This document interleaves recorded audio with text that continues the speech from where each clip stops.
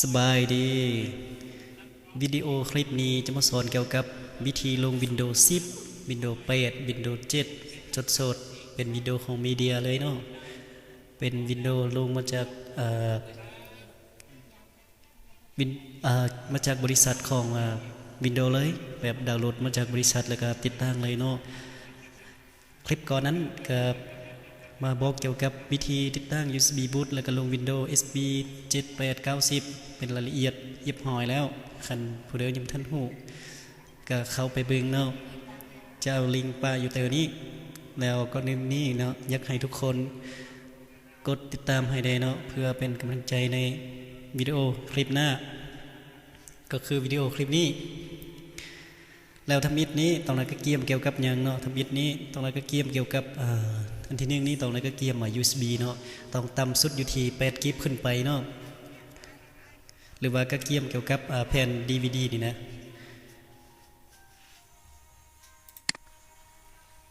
ตรงนั้นก็เกี่ยมมาแผ่น DVD นี้แล้วเข้าไปดาวน์โหลดเลยเนาะทำอิฐนี้เข้าไป Google เลยเนาะเข้าไป Google อีกอย่างก็ได้เนาะขึ้นกับความมักเป็น Google ชมบ่ Google อีกอย่างก็ได้เขียนเป็น Windows เด้อ Windows ได้เนาะภาษาลาว Windows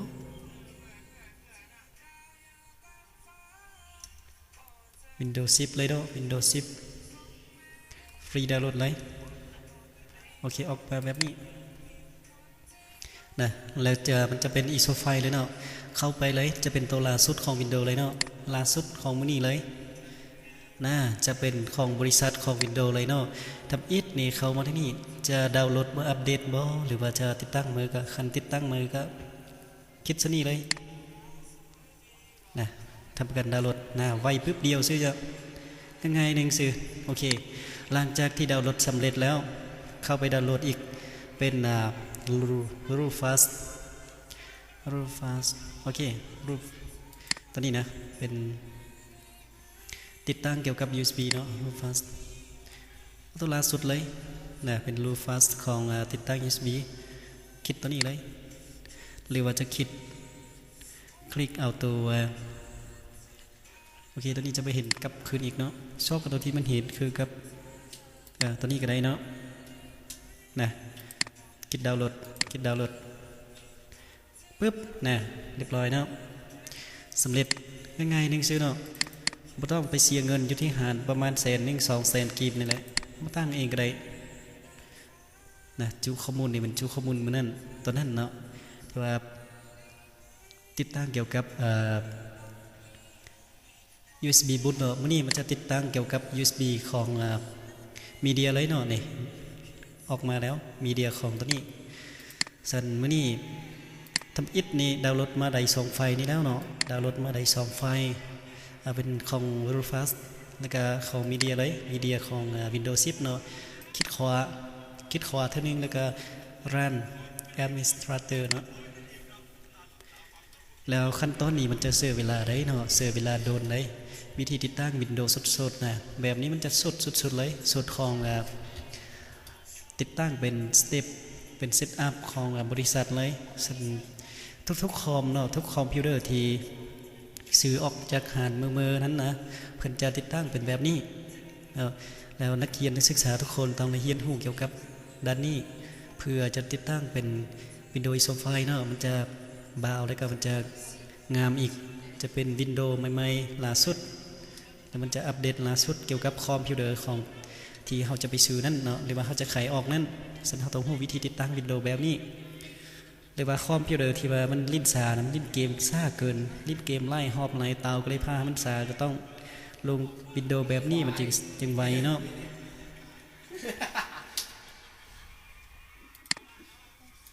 หลังจากที่มันแลนตัวนั้นแล้วมันจะฮอตขั้นตอนนี้เนาะเป็นยอมรับบ่หรือว่าจะยกเลิกบ่สิเขาต้องคิดยอมรับเด้อยอมรับนะแบบที่มันจะเสียเวลานั่นเองเนาะแต่ว่าก็รอทามีแต่คิดเนาะคิดเน็ตเจอกันได้เนาะแบบมันออกมาแล้วก็ เน็ตเสือจนฮอดขั้นตอนสุดท้ายเลยเนาะมันยังมีอีกขั้นตอนที่ว่าจะเสือเกี่ยวกับลูฟัสตัวนี้เนาะแล้วมันจะโดนเนาะแล้วต่อมาเนาะเวลามันกำลังเล่นนี่กับข้าพเจ้าก็สอนเลยวิธีเกี่ยวกับ USB เนาะต้องเอา USB ตัวที่มันมีความจำเนาะอยู่ระดับ8 กิกขึ้นไปเนาะนะเอา USB เสียบเข้าไปเลยเนาะแล้ว USB ตัวนี้จะเป็น USB ของบูตเนาะบูตของมันนั่นเนาะแต่แบบฟอร์แมตเลยเนาะฟอร์แมตเอาบูตตัวนี้ออกเลยเพราะว่าจะติดตั้งเอาเกี่ยวกับนั่นคิดขวาเนาะคิดขวาถ้าเป็น USB ปกติเนาะถือว่ามันมีข้อมูลบ่หรือว่าบ่มีข้อมูลต้องฟอร์แมตทุกเทื่อเลยเนาะฟอร์แมตเลยเนาะฟอร์แมตเลยแล้วจะกำหนดเอาเฟส32 default คือกันเนาะโอเคสตาร์ทเลยเด้อเราทานแล้วปึ๊บนะโอเคสำเร็จนะมันจะกลับขึ้นมาเป็น USB มาแบบนี้แล้วตัว Windows นี้ยังโอเคมันจะแบบนี้นะมันออกมาแบบนี้ขั้นตอนของตัว Windows นี้มันจะออกมาแบบนี้เราต้องคิดตัวนี้จะเป็นอัปเดตเลยเนาะแล้วเราจะมาอัปเดตเนาะเราต้องในยักติดตั้งเป็นของMedia เนาะเป็น USB fast หรือว่าเป็น DVD หรือว่า ISO file ตอนนี้เขาต้องการติดตั้งเกี่ยวกับเป็น ISO file เนาะแล้ว next ต่อมาจะเป็นขั้นตอนขั้นตอนนี้นะต้องปิดลูกศรนี้ก่อนปิดเนาะนะออกมาแล้วจะยักเลือกเป็นภาษาอย่างเนาะแบบยักเลือกเป็นภาษาอังกฤษบ่นะภาษาอังกฤษอยู่ในสเตทบ่เป็น Windows 10บ่นะแล้วมันจะมีทั้ง32 บิตหรือว่า64 บิตหรือว่าทั้ง2บ่สินะคันเป็นบทตัวนี้นะคันเป็นบทตัวนี้มันจะเป็นทั้ง2เลยเนาะหรือว่าเป็น32 บิตแล้วกรณีนี้จะไปเบิ่งคอมพิวเตอร์ของแต่ละคนเนาะหรือว่าคอมของท่านที่ว่าต้องการอยากติดตั้งนะท่านยังท่านหูวิธีเข้าไปเบิ่งนะโอเคเขานี่คิดขวาแล้วก็เข้ามาเซอร์ตัวนี้เลยนะมันจะอยู่ที่นี่64 บิตนะแบบแสดงว่าคอมตัวนี้มันจะเป็น64 บิตเนาะถ้าว่าคอมที่เฮาอยากไปติดตั้ง Windows นั่นนะอยากไปลง Windows มันอยู่ที่จักบิตเฮาต้องเอาตัวนั้นเนาะที่ว่าเป็น32 บิตบ่ต้องเอา32ได้เนาะคันบ่เลือกนั้นมันจะบ่ได้เด้นะหรือว่าอยากบัดเดียวแล้วมันจะได้ทั้ง2คอมเนาะเฮาจะไปต่างเซอร์32ก็ได้64ก็ได้เฮาก็ต้องติดซะนี่เนาะติดเลยก็ได้เนาะตอนนี้ข้าพเจ้าอยู่ที่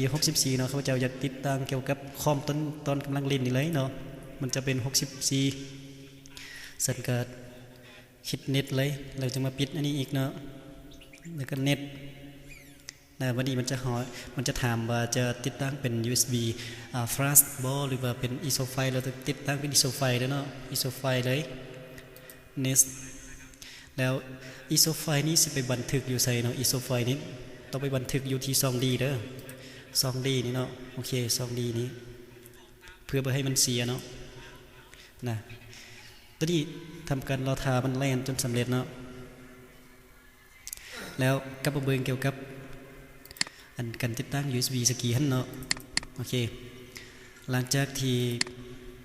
ตอนนี้ป้าไว้สำนี้ก็ได้รอทาเนาะแล้วไปเบิ่งวิธีเกี่ยวกับติดตั้งเกี่ยวกับ USB เนาะนะบัดนี้หลังจากที่เอา USB เสียบเข้าใส่เบาขึ้นเนาะแล้วไปเปิดเบิ่งที่ตัวนี้เนาะคิดขวาตัวนี้จะเป็นรูป flash ของ USB เนาะคิดขวาแล้วก็ run as administrator แล้ว yes แล้วมันจะออกมา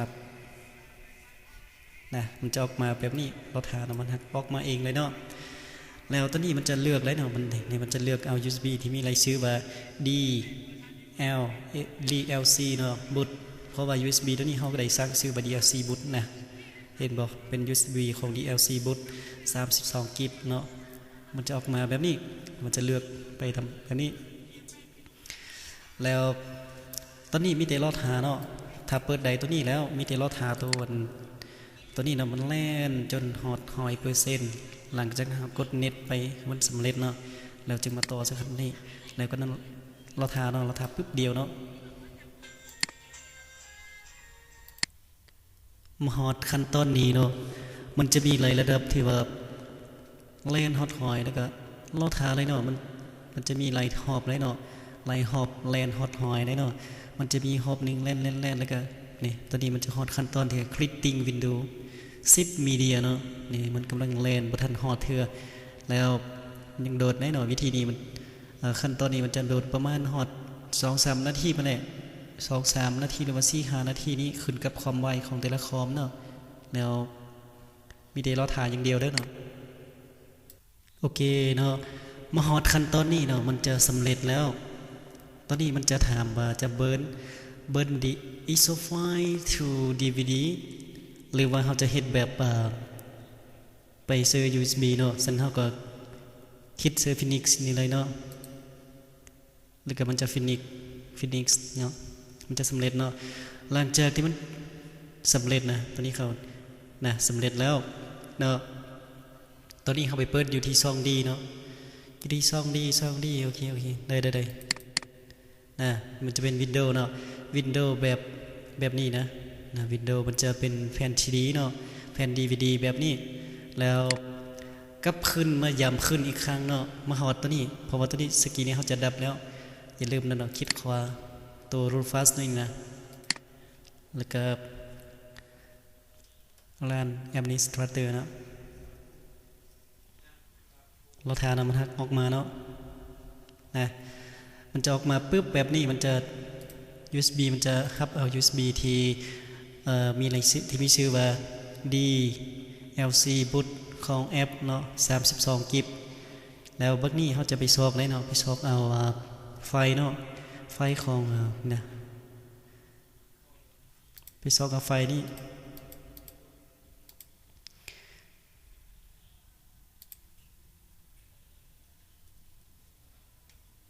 มันจะอยู่ซองดีเนาะซองดีสกีเขากับปลาอยู่ซองดีนี้